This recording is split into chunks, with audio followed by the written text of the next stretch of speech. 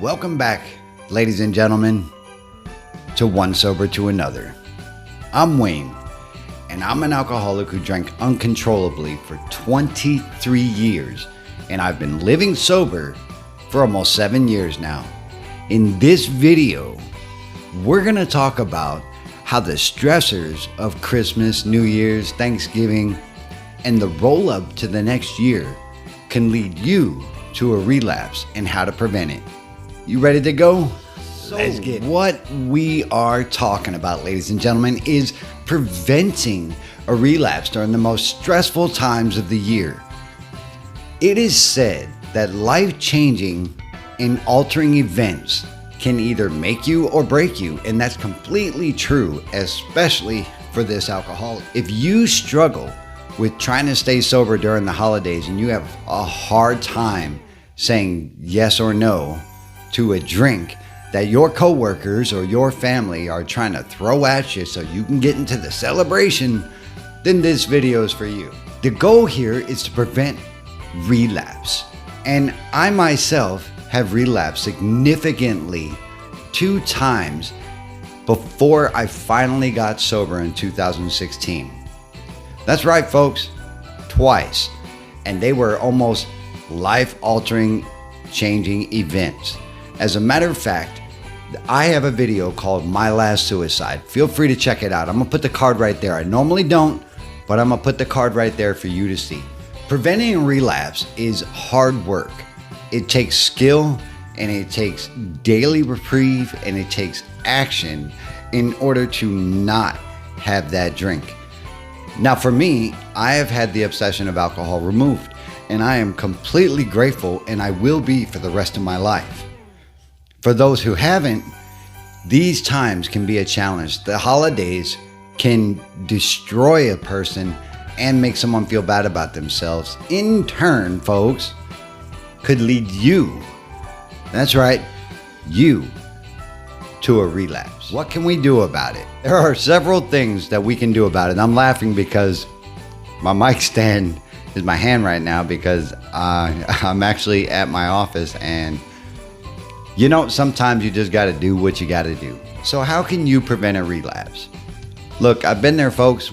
When I used to go home and my family didn't know that I stopped drinking yet, they offered me drinks, and it was hard for me at that point to say, you know what, I don't drink anymore, so therefore I'm not going to have that drink. That sounds pretty easy, right? And to a lot of you, you're like, what the F? There's no way that it could be that easy. Well, guess what, folks? We live in a time to where we have choices. We have free will, and that will is exercised immensely, is that the word? A lot more as an alcoholic or an addict, because we have addictive personalities, and we have compulsions, and we have impulses that instead of listening to that inner voice that says, no man, don't have this drink because every time you do, you get on top of the house and you think about jumping off, or don't have this drink because every time you've had one in the past, you've landed in handcuffs. I don't know. Sounds like a no-brainer to me.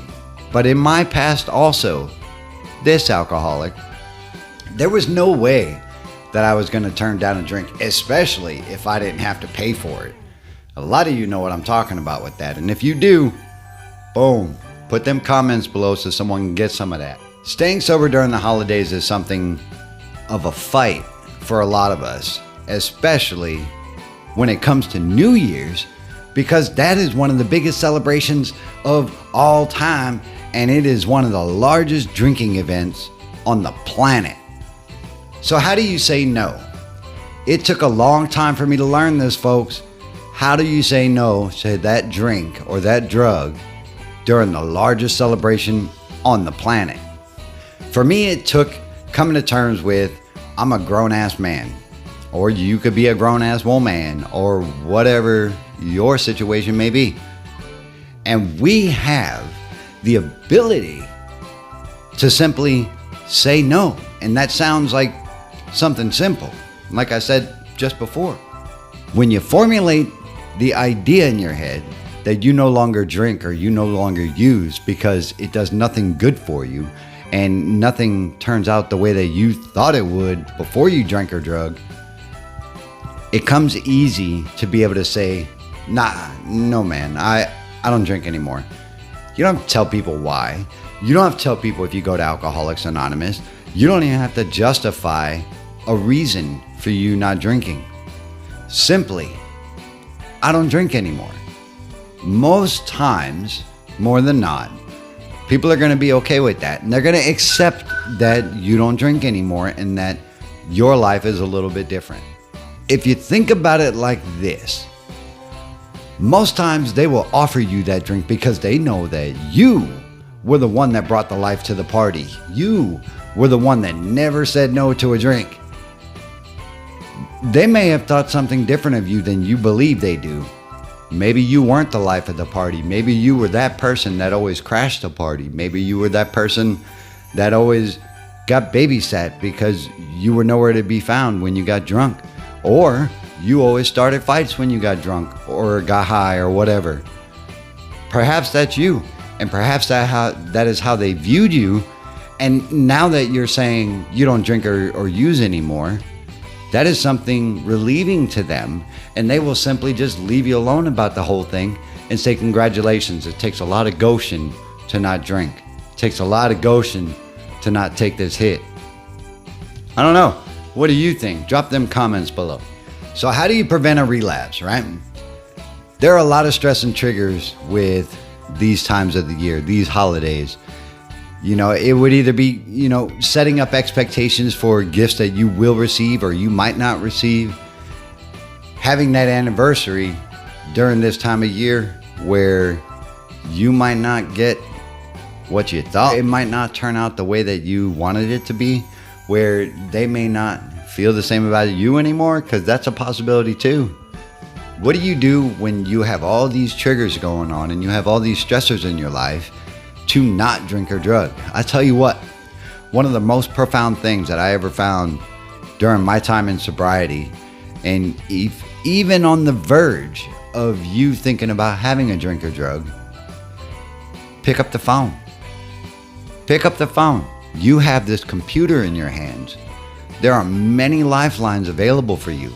Pick up the phone and call someone who is sober, who can either come stay with you through your hard time, or perhaps you can go to a meeting of Alcoholics Anonymous or Narcotics Anonymous or whatever, to be around people who are not using and not drinking. That is one of the most significant key factors that I found to staying sober ever in my 7 years, is to pick up the phone and call somebody. Even if it's just to vent out what's got you frustrated or what's got you anxious, or why you're having a panic attack, or whatever's going on with you. Your friends, your real friends, believe it or not, will be there for you if you are trying to do something positive for yourself and not drink or drug.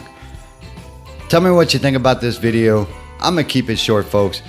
All of you guys out there in YouTube land, I haven't forgot about you. Daniel, Veterans from Anxiety. I just watched I'm Alive and Well. And guess what?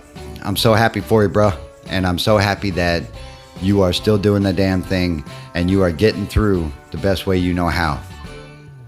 All you other guys out there, Josh G, Tim G, Dinah Armstrong, AK Free Your Ghost, No More Wino Daff, Annie Grace, Sober Leon, Sober Mofos, all you people out there doing the damn thing, I respect the hell out of you. Keep spreading that message. Keep spreading that experience, strength, and hope. Life is a garden, folks. Dig it. I'll see you in the next one.